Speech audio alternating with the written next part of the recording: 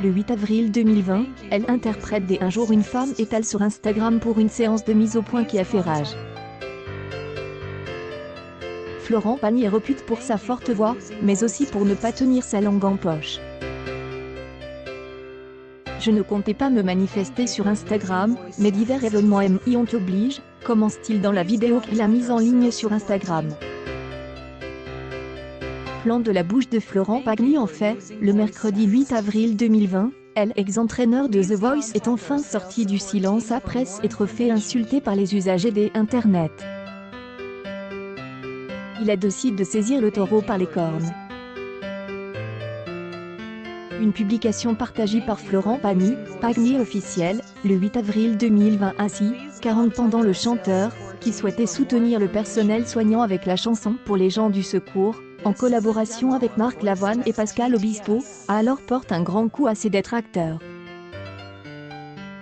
Selon Florent Pagny, 99 utilisateurs des Internet auraient compris le sens et l'action de la musique.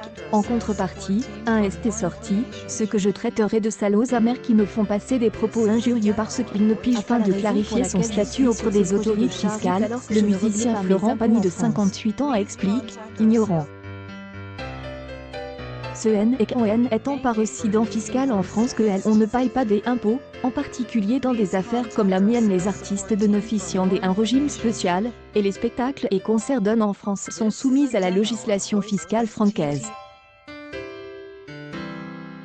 Lorsque vous ne savez pas, vous ne parlez pas. Interprète de Savoir aimer. Florent Pagny, manifestement choc, a parlé des impôts qu'il verse au Portugal en tant que résident fiscal, et en Argentine en qualité d'agriculteur.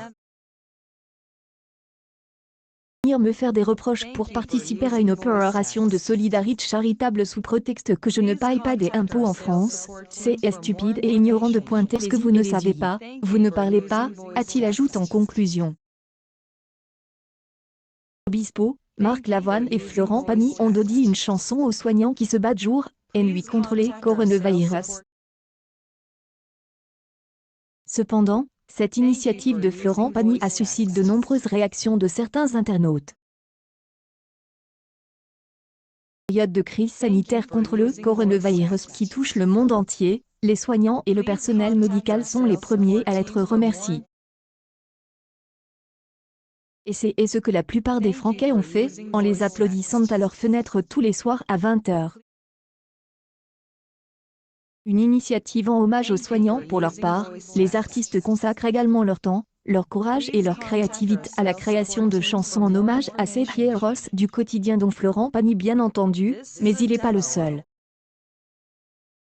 Je vous présente Paul avec cet extrait de la chanson maintenant disponible sur toutes les plateformes musicales.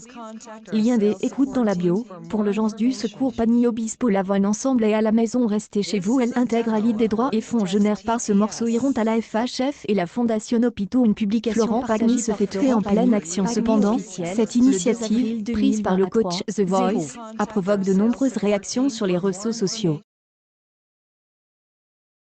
Des fans de l'artiste en Happy sont ravis de le voir travailler pour une bonne cause, des autres ont fortement critiqué.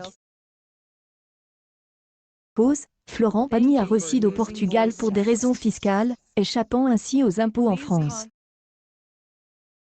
Dites à Florent Pagny de commencer par payer ses impôts en France pour aider les soignants au lieu de nous chanter une zamba. Il a choisi de ne pas payer ses impôts en France et donc de ne pas participer à la solidarité nationale.